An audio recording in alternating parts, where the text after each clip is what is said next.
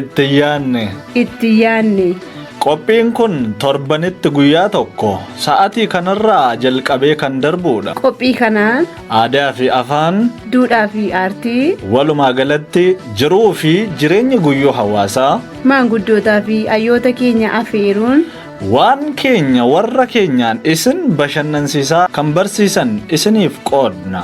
Ittiyaanne.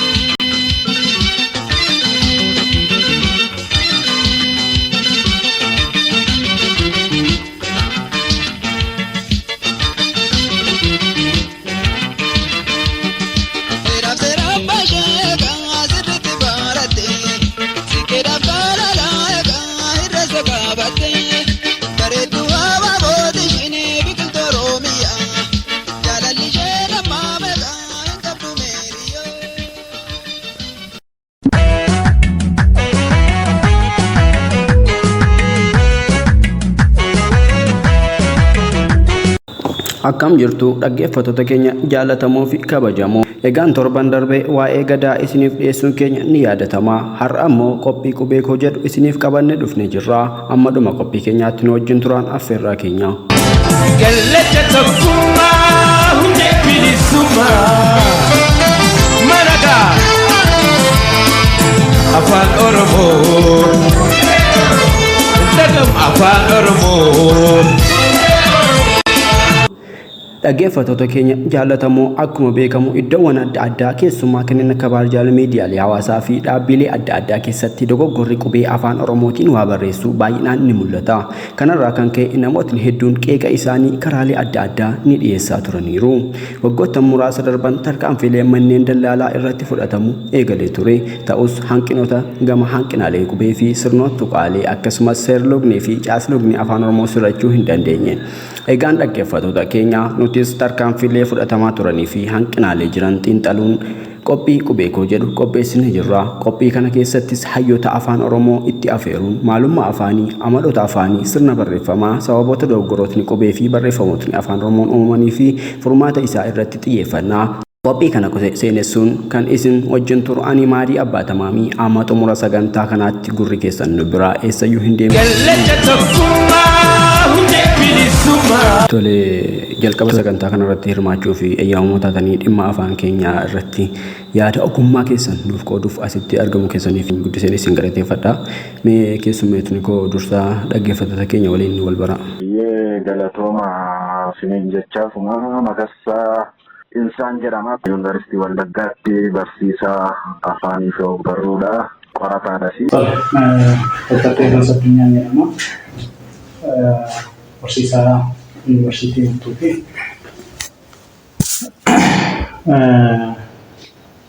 Afaanii fi ogbarruu Oromootiin barnoota digirii sadaffaa baradheen jira. Yuunivarsiitii kanattis barsiisaa afaaniitiin ogbarruu Oromooti. Carraanaa kennitaniif guddaa galatoomaa isiniin jedha. Barsiisaa Waaqtolaa Moosisaan jedhama. Mana barumsaa hawaasaa Yuunivarsiitii Mattuutti barsiisaa gosa barnootaa afaan Oromooti jechuudha. Ulfaadha. Mee maalummaa afaan irraa kaanuti afaan maal jettu akka hayyuu afaan tokkotti? Mee Dr. Teediroos irraa haa eegallu. Tole maalummaa afaan ilaalchisee yaadamni garaagaraa ni jiru. Namoonni dirreewwan garaagaraa irratti hundaa'aniiti kan isaan maalummaa afaanii kana hiika kennanii. Dirreen ogummaa isaanii akkuma bal'ataa deemu hiikni isaan afaaniif kennanis akkasuma duukaarra bal'ataa deemu. Fakkeenyaaf hayyoota xiinqoo kaafnannee yoo ilaalle afaan maali kan jedhuuf deebii yeroo laatan sagalee dubbii irratti xiyyeeffachuudhaan kan isaan haasa'anii. Kanaaf afaan meeshaa walii galtee ilmaan namaa sagalee dubbii walitti qindeessuudhaan yaada waliif dabarsanidha. Yaada jedhu qabatanii ta'an isaan kaan. Akka isaan kanaatti bu'uurri afaanii sagalee dubbiidha. Sagaleewwan dubbii kunniin tasa uumamanii kan isaan afaan itti fayyadamuudhaan nuuf fidan jedhanii kan isaan amananii. Inni biraan hayyoota afaaniif hawaasaati.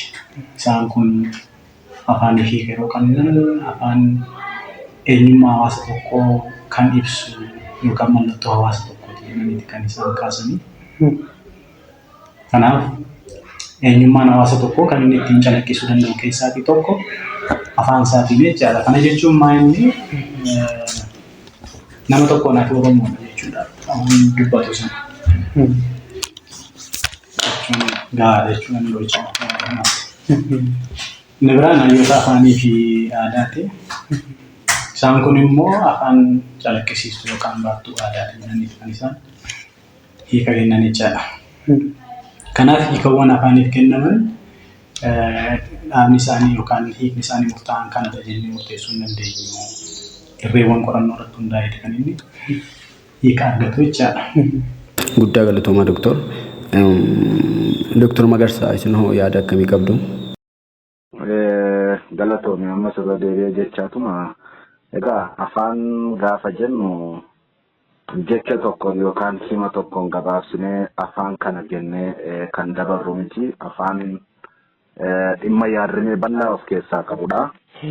Haa ta'u garuu namoonni adda addaa bifa adda addaatiin hiikuuf yaalu gaafa hiikan gama saayinsiitiin kan hiikan jiru, ija amantiitiin ilaalamee kan hiikamu jira. Haa ta'u gama saayinsiitiin waa jennee yoo dabarre afaan egaa ilmi namaa erga lafa kanarratti uumamee booda jiruuf jireenya isaa gaggeeffachuudhaaf waliigalteetu isa barbaachisu yookaan walqunnamtiin akka isa barbaachisuuf hubachaa dhufuutti ka'ee. So afaan kun adeemsa keessaan jiruuf jireenya isaa keessatti carraaqee ilma namaa taasisuun adeemsa keessaan argannoo ilmi namaa argatedha. Argannoon ilma namaa kun immoo ilma namaaf maal buusee mala walqunnamtiiti yookaan meeshaa walqunnamtiiti jenna. Meeshaa walqunnamtii yookaan immoo mala walqunnamtiiti jennee garuu kan goolamnu miti. Afaan dubbattoota afaan sanaatiif baattuu eenyummaa isaaniiti, baattuu aadaa isaaniiti.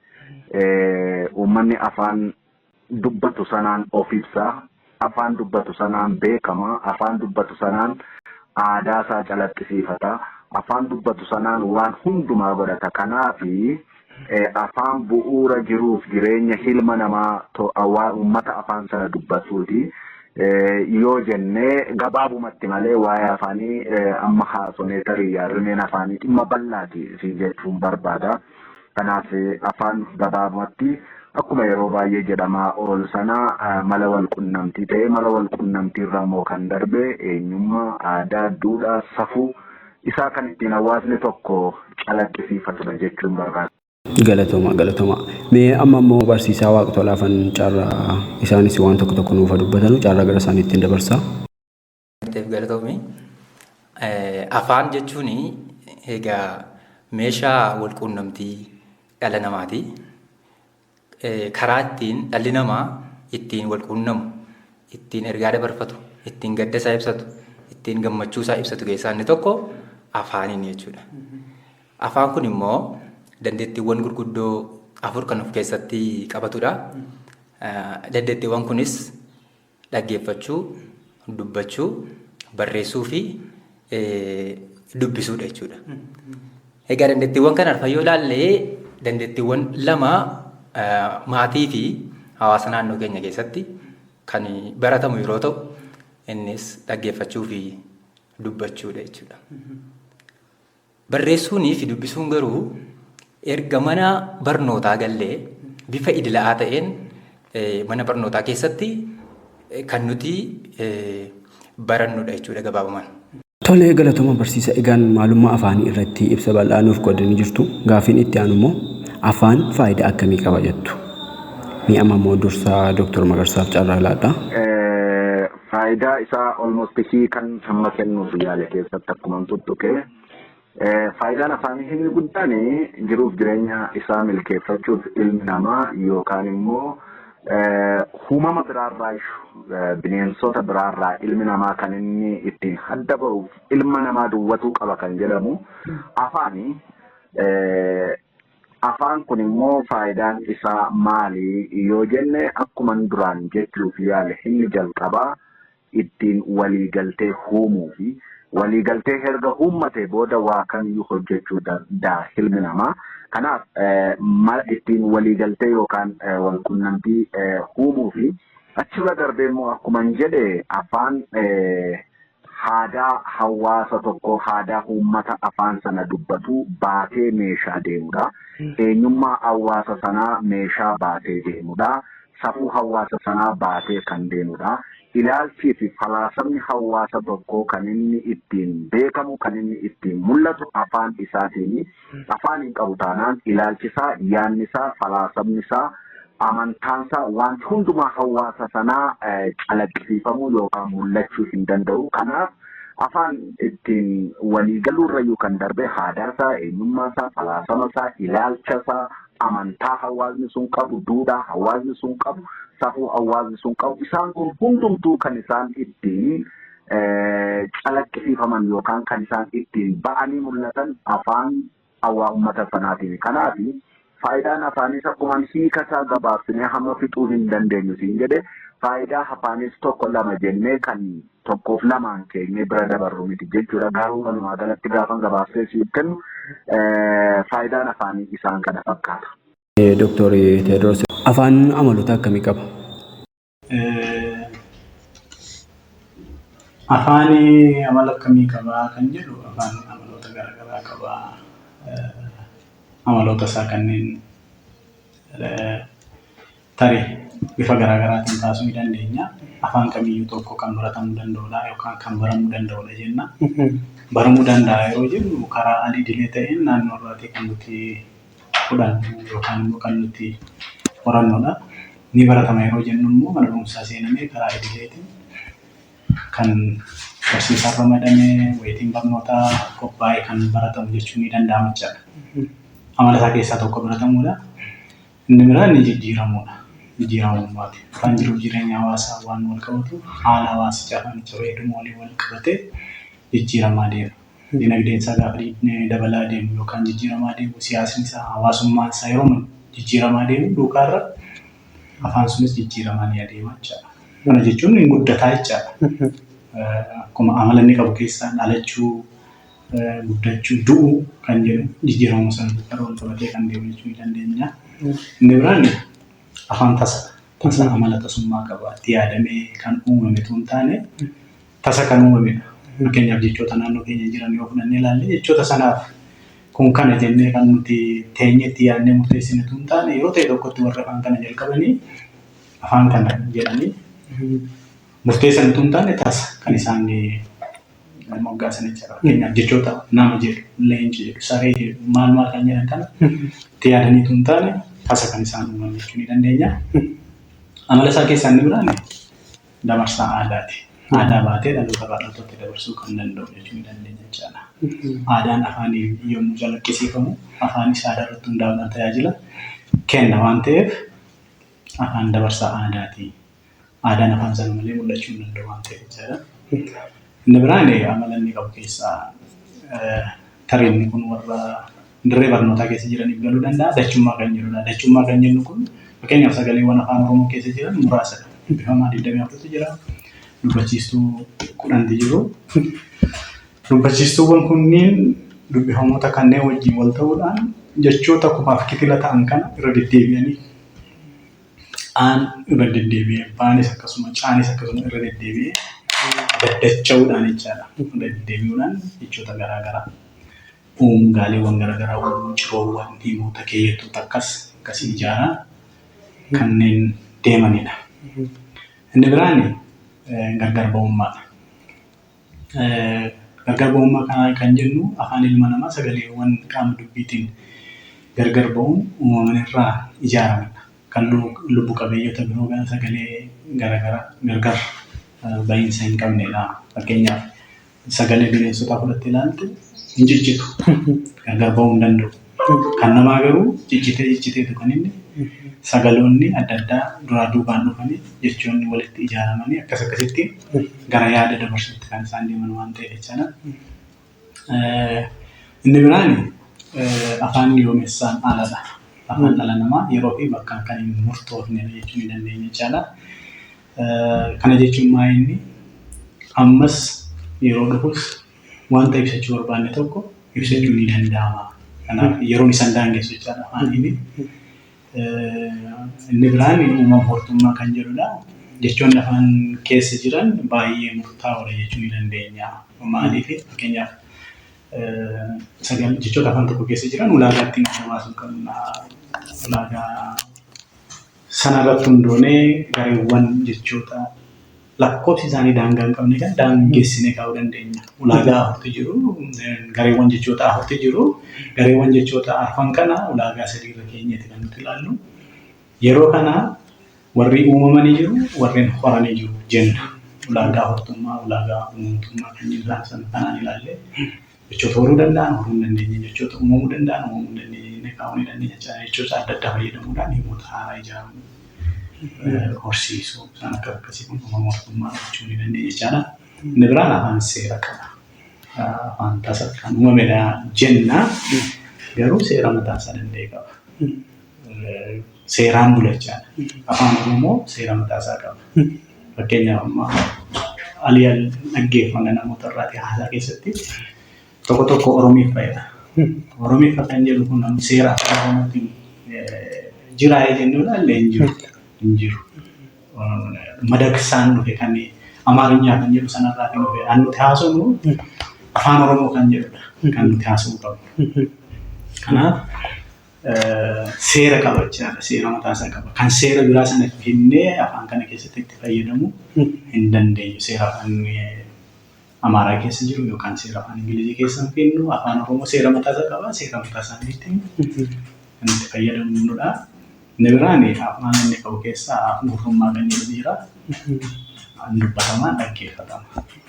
Afurummaa waan afaanidha. Afaaniin afaan jenna afur jechoota lamarraa dhufe. Inni oraal kan jirudha. Afaaniin dubbatamuu fi gurraan dhaggeeffatamuu kan danda'udha. Kanaaf amaloonni afaanii isaan kanadha jechuu ni danda'ama. Kun qofti gahaadha yoo inni lakkii kanaa ol deemuu danda'ama. Amala isaa yoo haasa'u jechaadha. Guddaa galatoomaa Doktor. Doktor Magarsaa isin hoo yaada akkamii qabdu? Afaaniin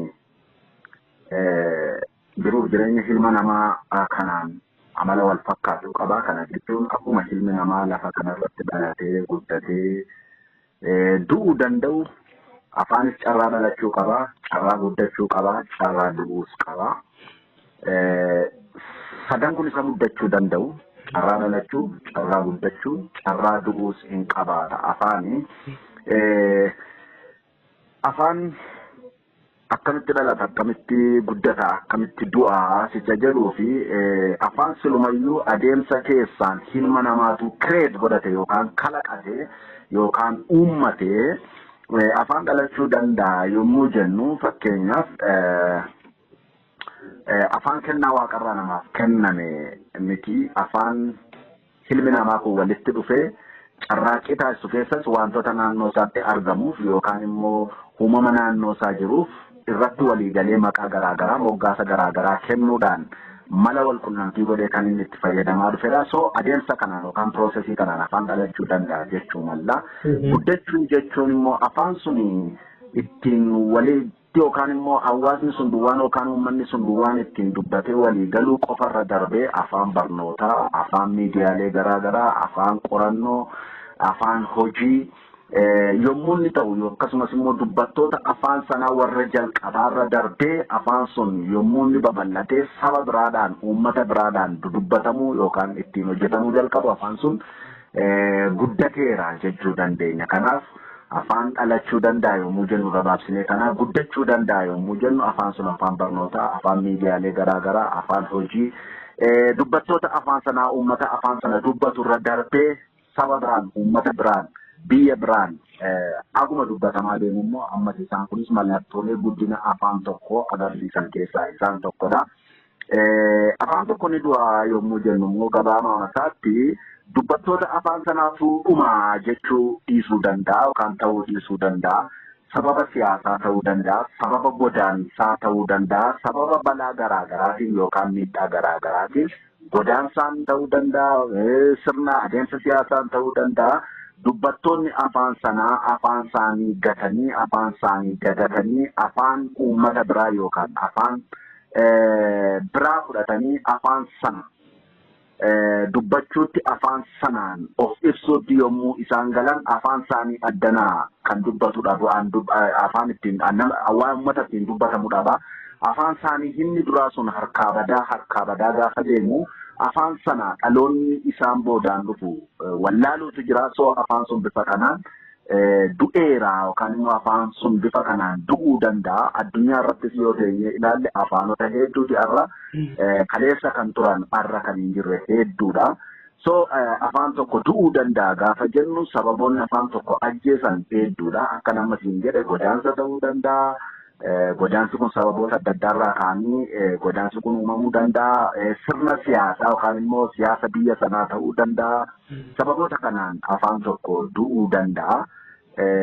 Kanaaf afaan dhalachuus, guddachuus, du'uus danda'a. Amaloota afaan qabu keessaa isaan kun akka bu'uuraatti kaasuu dandeenya. Egaa afaan isaan kana duwwaa miti. Amaloota afaanii kan jennu kana qofaa dhalachuu, guddachuu fi du'uu duwwaadhaan hin keenyu. Afaan tokko afaan ta'e itti fufuudhaaf amaloota heeggachuu qabu yookaan immoo wantoota heeggatee jiraachuu qabu hedduus ni qabaata. Kanaaf salphaa masaatti afaan amaloota akkasii kana ni qabaata jechuun barbaada. Gurratti mi'aawa yaa'an sagalee cirrachi bishaanii baay'inti jedhee. Gurratti mi'aawa yaa'an sagalee cirrachi bishaanii baay'inti jedhee. Keessummoota koo guddisee galateeffachaa kutaa jalqabaa kana keessatti maalummaa afaanii faayidaa fi amaloota isaa irratti dubbannee jirra. Egaan qophiin keenya har'aa kutaa tokkoffaan kana fakkaata ture. Kutaa itti aanu keessatti ammoo seenaa afaan Oromoo irratti mari'anna. Qophicha kan qopheesse Guutaa Dirbaabaa yoo ta'u keessummeessuun isin faana kan ture ani Maadii Abbaatamaamii. Torban nama nagaan walitti dacha'u nu haa taasisu. Torban gaarii.